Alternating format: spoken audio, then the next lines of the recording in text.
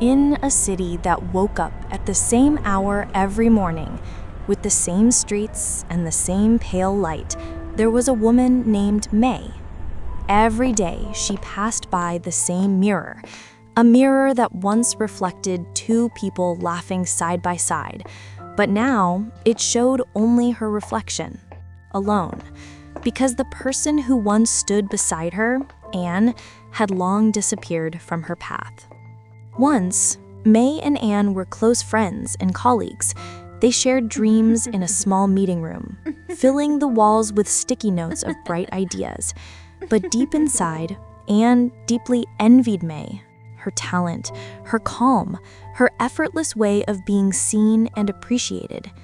One late night, while they worked side by side, May whispered an idea to Anne, something she was excited to share with the team the next morning. But when that morning came, Anne presented the very same idea before May had a chance to speak. Applause filled the room. The projector light cut across Anne's smiling face. May sat still, her world suddenly silent.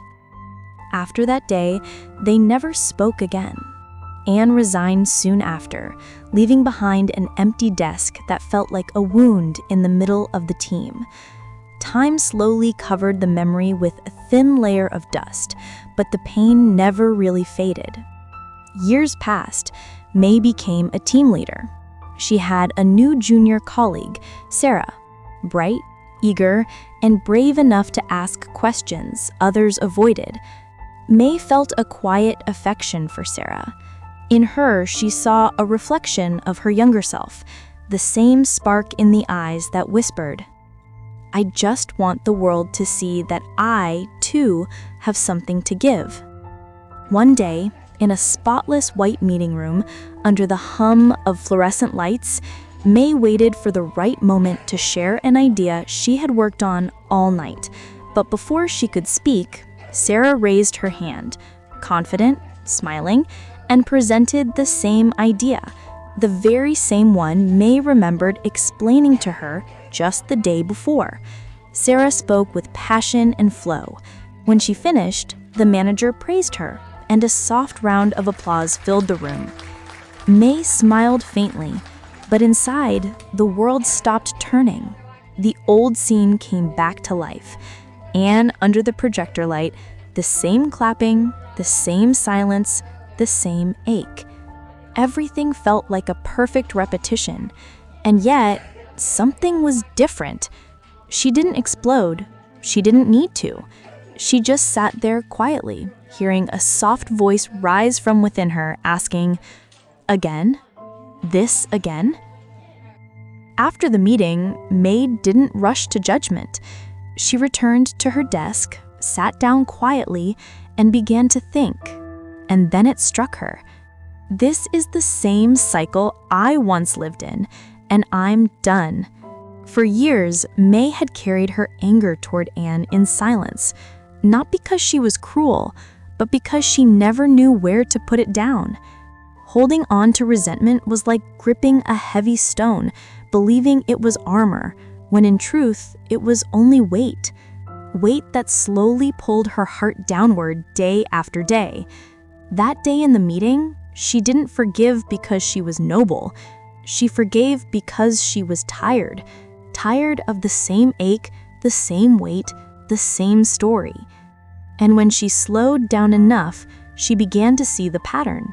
Life bringing back familiar moments, not to punish, but to ask softly, "What will you choose this time?" May had watched Sarah from the start, a young woman craving recognition, desperate to be seen, just as May once was. Their methods were different, but their longing was the same. May had learned patience to the point of silence. Sarah had learned courage to the point of carelessness. Both stood on the same line, only facing opposite directions. Everyone, in their own way, just wants to be seen in a noisy world. And then came understanding. True understanding doesn't come from being good. It comes from having been hurt deeply enough. Those who've never felt pain often use pain to hurt others without realizing it. But those who've been wounded again and again, they know that holding on hurts more than letting go. Forgiveness, then, isn't a gift for others. It's the quiet freedom of one's own heart. In that understanding, May no longer saw Anne as the bad one. She saw a human being, lost, afraid, and learning just the same as herself. That night, May opened an old folder on her computer, the one from the year Anne resigned. Inside, she found an unread email. The subject line was simple: "I'm sorry." The message was plain and honest.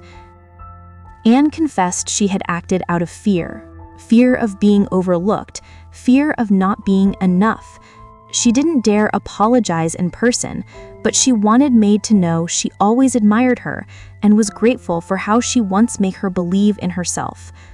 May read it slowly, afraid the words might fade if she blinked. Warm tears rose quietly. The anger didn't dissolve because of a single sorry.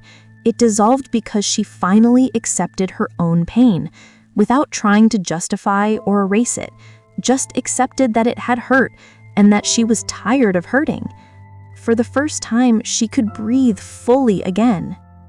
The next morning, the office felt the same. Same sound of coffee machines, same footsteps, same morning light. But something in May had changed. Sarah approached her, hesitating. May?" she began softly, her voice trembling. I wanted to help. I didn't think." May looked up and smiled, a small, warm smile, not from superiority, but from understanding that had taken years to bloom.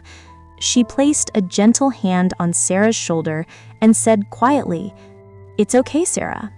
I understand." Sarah's eyes shimmered as she nodded. The world kept spinning, soft and quiet as before, but their connection was no longer the same. It had grown roots in the soil of understanding instead of judgment. Later in the same meeting room, Sarah paused for half a second before she spoke. She looked at May first. May nodded, and this time they presented their team's idea together. The applause that followed wasn't louder than before, but it didn't sting anymore, because this time May wasn't listening to prove herself. She was simply free. We cannot like everyone, and it's okay to draw clear boundaries, but the law of mirrors whispers softly. Sometimes what we hate in others is just the shadow of what we haven't accepted in ourselves. We feel betrayed because once we trusted too much. We feel ignored because once we feared being unseen. And when life brings back the same pain, it isn't punishment, but an invitation to finally put the stone down, gently. That night, May walked past the same mirror. The small crack at the corner was still there, but the street light reflected through it beautifully, as if to say, "It's not broken. It's just lived." Just like her heart, not shattered, but full of stories. Sometimes what we hate in others is the reflection of what we've never accepted in ourselves. And when we begin to understand their pain, we start to understand our own. And this is beyond the mind, where we don't just look at the outer world, but learn to see ourselves within it, until pain turns into understanding, and understanding turns softly into compassion.